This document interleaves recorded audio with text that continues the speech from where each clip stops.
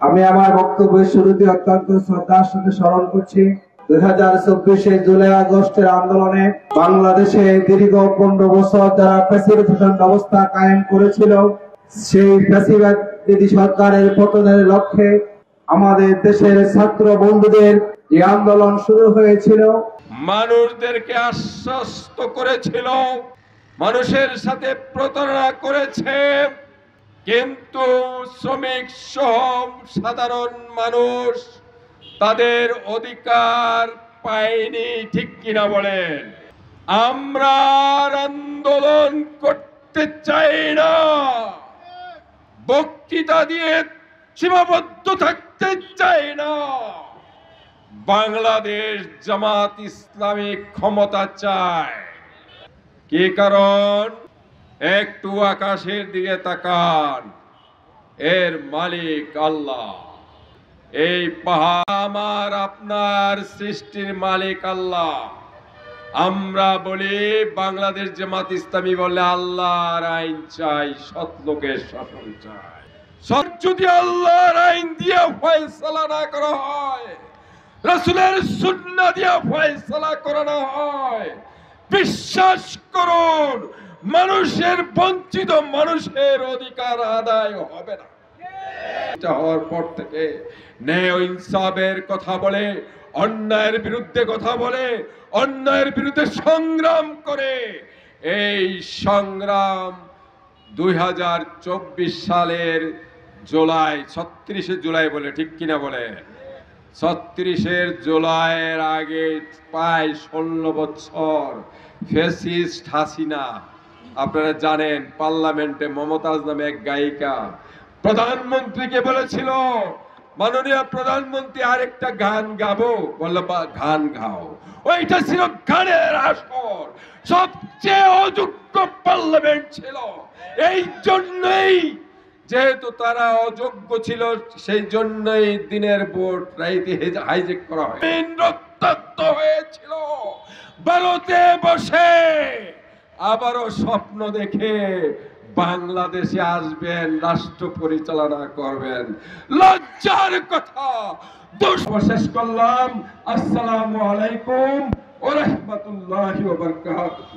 থাকে না, তেল কেনার টাকা থাকে না, সন্তানদের পড়ালেখার জন্য বই কেনার টাকা থাকে না, সন্তানদের স্কুলের বেতন দেওয়ার টাকা থাকে না, আর ওই কর্মকর্তা তামাশা দেখেন, দেখি না কি হয়, দেখি না কি হয়। আমরা মনে করি এই অবস্থা চলতে দেওয়া যায় না। আমরা মালিকদেরকে বলবো, বাংলাদেশ শ্রমিক কল্যাণ ফেডারেশন, আমরা শ্রমিককে আরো শক্তিশালী করতে পারি। সেক্ষেত্রে আপনি, আমি, আমরা আমাদের সকলের উদাত্ত আহ্বান জানাচ্ছি যে সকল মিল কারখানায় আমরা এমন ভাবে আমরা নিজেদেরকে পেশ করব, নিজেদেরকে আমরা ওখানে উপস্থাপন করব, আমার দ্বারা যাতে আমার এই প্রজেক্ট এই কিছুদিন আগেই সেখানে মামলা মিলের পক্ষ থেকে ওখানে গিয়ে আমাদের এক ভাইয়ের ব্যাপারে ফোন করে বললেন যে তুমি আসো, ৬০-৬৫ হাজার টাকা হিসাবে তুমি পাবে, তুমি এখন আগামীকাল থেকে তোমার জিএম মালিক উভয়ের সাথে কথা বলেছি। সেখানে ওই ভাই ৬০-৬৫ হাজার টাকা থেকে ২,৬৩,০০০ টাকা আমরা সেখানে আদায় করে ওই ভাইকে আমরা সসম্মানে আমরা তফাতে নিয়ে দিয়েছি।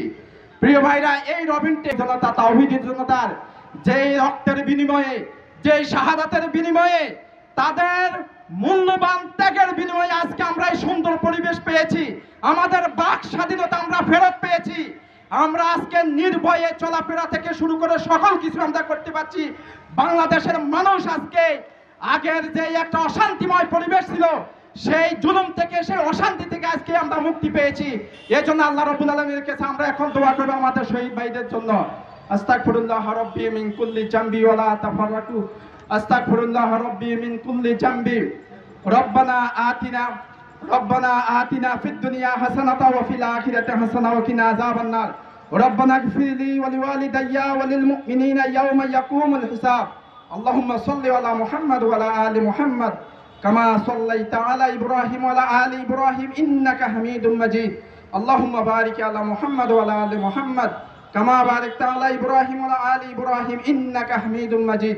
রব্বানা যালামনা আনফুসানা ওয়া ইল্লাম তাগফির লানা ওয়া তারহামনা লানাকুনান্না মিনাল খাসিরিন। রব্বুল আলামিন তুমি আমাদের জীবনের সমস্ত গুনাহগুলো মাফ করে দাও। আমাদের মামুন ভাই আমাদের মাঝেই ছিলেন।